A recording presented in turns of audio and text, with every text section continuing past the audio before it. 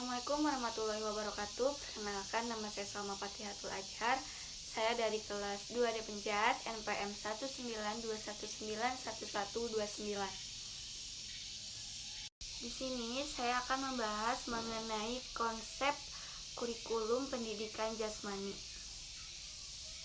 Yang pertama akan menjelaskan mengenai pengertian pendidikan jasmani. Dan yang kedua menjelaskan mengenai asumsi dasar program pendidikan jasmani. Yang ketiga menjelaskan karakteristik program pendidikan jasmani.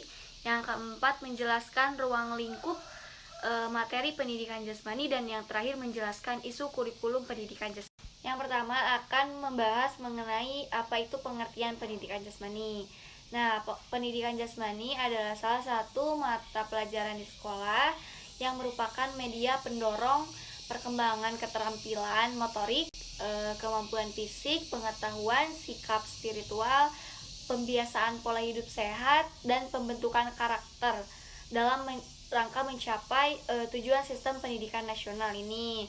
Nah, pendidikan jasmani, olahraga, dan kesehatan merupakan suatu mata ajar yang diberikan di suatu jenjang sekolah tertentu yang merupakan salah satu bagian dari pendidikan keseluruhan yang mengutamakan aktivitas jasmani dan pembinaan hidup sehat untuk bertumbuh dan berkembang jasmani, mental, dan sosial yang serasi, selaras, dan seimbang. Menurut Samsudin tahun 2008 menjelaskan bahwa pendidikan jasmani adalah suatu proses pembelajaran melalui aktivitas jasmani yang didesain untuk meningkatkan kebugaran jasmani, mengembangkan keterampilan motorik, pengetahuan, dan perilaku hidup sehat dan aktif, sikap sportif, dan kecerdasan emosi. Yang kedua akan menjelaskan apa itu asumsi dasar program pendidikan jasmani. Nah, menurut Adang Suherman tahun 2000 menjelaskan bahwa asumsi dasar program pendidikan jasmani merupakan pijakan yang kokoh yang dapat dipertanggungjawabkan dalam membuat dan menyelenggarakan program pendidikan jasmani tersebut. Ada 3 asumsi dasar program pendidikan jasmani yang meliputi yang pertama program pendidikan jasmani dan program olahraga mempunyai tujuan yang berbeda. Nah, pembuatan program olahraga ini terutama ditunjukkan untuk mereka yang betul-betul mempunyai keinginan atau tertarik untuk mengkhususkan diri pada salah satu atau beberapa cabang olahraga dan berkeinginan untuk memperbaiki kemampuannya. Nah, agar dapat berkompetensi dengan orang yang mempunyai keinginan dan minat yang sama. Nah, dan yang kedua, anak-anak bukanlah miniatur orang dewasa. Nah, kemampuan atau kebutuhan dan minat anak-anak itu berbeda dari kemampuan dan kebutuhan minat orang tua. Oleh karena itu, sudah tentu kurang cocok apabila pembelajaran dikonotasikan seperti menuangkan air dari gelas yang satu ke gelas yang lainnya, atau para guru cukup dengan memberikan program aktivitas jasmani atau olahraga untuk orang dewasa kepada anak-anak. Anak-anak juga membutuhkan program yang khusus dibuat sesuai dengan minat, kemampuan, dan kebutuhan secara DAP. Dan yang terakhir, anak-anak yang kita ajar itu tidak akan menjadi dewasa pada kehidupan sekarang. Nah, para pendidik mempunyai tantangan yang cukup besar dalam mempersiapkan anak didik di masa yang akan datang, yang belum bisa didefinisikan dan 20 dimengerti secara jelas, atau paling tidak dalam berbagai aspek. Nah, dunia tersebut mungkin akan sangat berbeda dengan dunia yang ada sekarang. Nah, program pendidikan jasmani ini yang ada sekarang berusaha untuk memperkenalkan anak didik pada dunia yang ada sekarang dan juga sekaligus mempersiapkan anak didik untuk hidup dalam dunia yang belum pasti di masa yang akan datang. Nah, dan yang ketiga membahas mengenai apa itu karakteristik program pendidikan jasmani.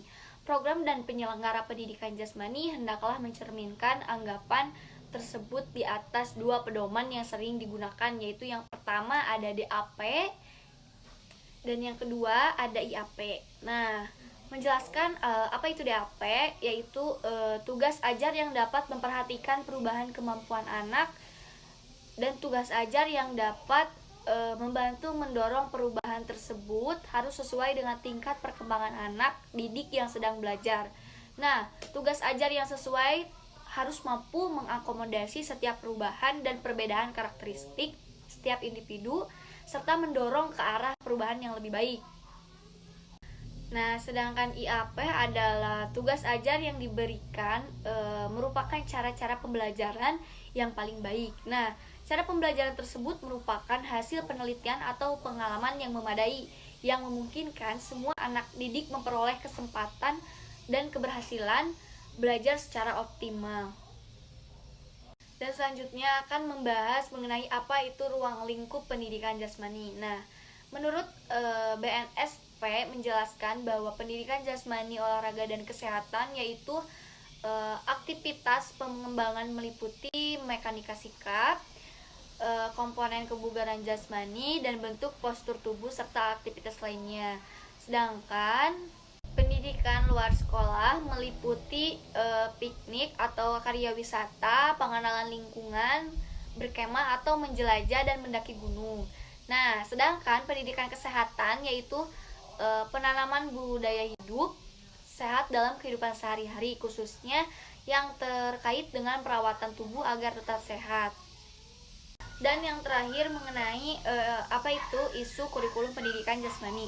Nah, ada beberapa isu dalam pendidikan jasmani. Yang pertama yaitu isu program materi atau bahan ajar, yang mana banyak yang ada dalam kurikulum terlalu sulit untuk dilaksanakan dengan alokasi waktu yang hanya 1 minggu 1 kali, sehingga kegiatan belajar mengajar hanya untuk mengembangkan aspek keterampilan gerak atau psikomotor.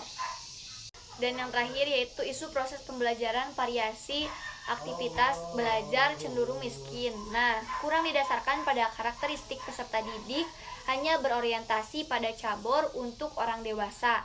Aktivitas penjas untuk siswa cenderung terbatas. Jadi, kesimpulannya, kurikulum itu terdiri dari nampaknya terlalu abstrak untuk didefinisikan secara tegas dan jelas. Nah, sebab di dalam kurikulum tersebut termasuk segala sesuatu yang direncanakan dan diterapkan oleh para guru baik secara implisit maupun eksplisit. Nah, namun secara sederhana mungkin dapat dikatakan bahwa kurikulum pada dasarnya merupakan perencanaan dan program jangka panjang tentang sebagaimana pengalaman belajar, model tujuan, materi, metode, sumber, dan evaluasi. Mungkin cukup sekian yang dapat saya sampaikan. Mohon maaf apabila ada kesalahan maupun kekurangannya. Wabillahi taufiq wal hidayah. Wassalamualaikum warahmatullahi wabarakatuh.